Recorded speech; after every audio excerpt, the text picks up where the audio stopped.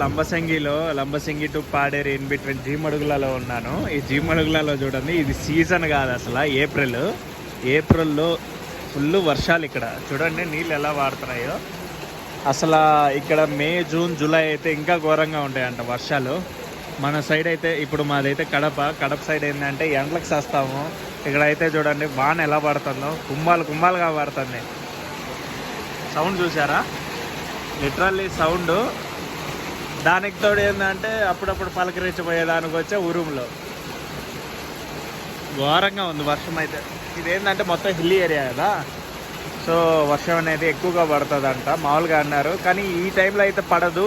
But ఈరోజు ఏమో తెలీదు. మేము వచ్చాము జస్ట్ ఇలా టీ షాప్ దగ్గరికి వచ్చాము టీ తాగుదామని. ఇక్కడ చిక్కిపోయాము.